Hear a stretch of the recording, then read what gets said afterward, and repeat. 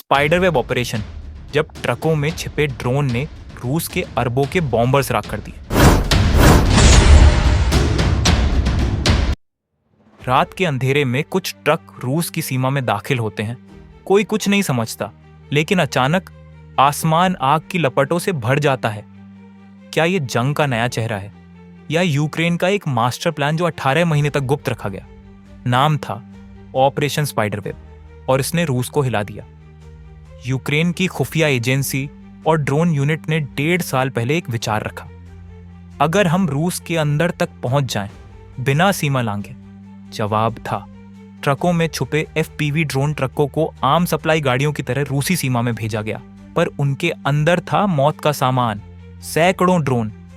हर truck एक mobile launcher बना दिया गया। किसी को शक भी नहीं हुआ, क्योंकि प्लान इतना सिंपल था कि यह नामुमकिन लगता था।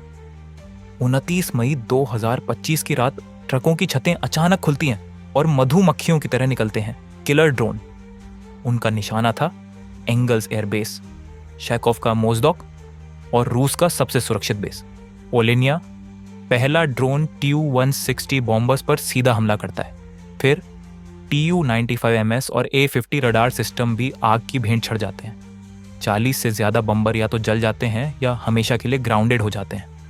जब रूसी रक्षा मंत्रालय को खबर लगी तो बहुत देर हो चुकी थी।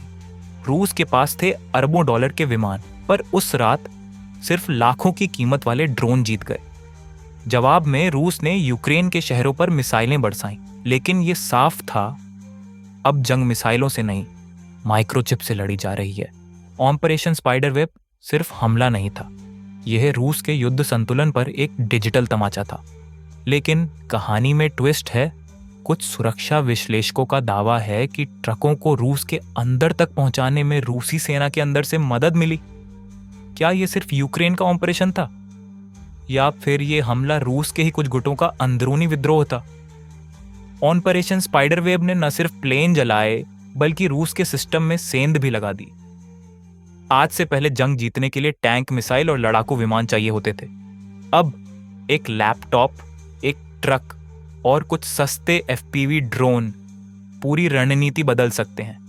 ऑपरेशन स्पाइडरवेब एक ऐसा मिशन जिसने ये दिखा दिया कि छोटा भी बड़ा खेल सकता है, अगर दिमाग बड़ा हो।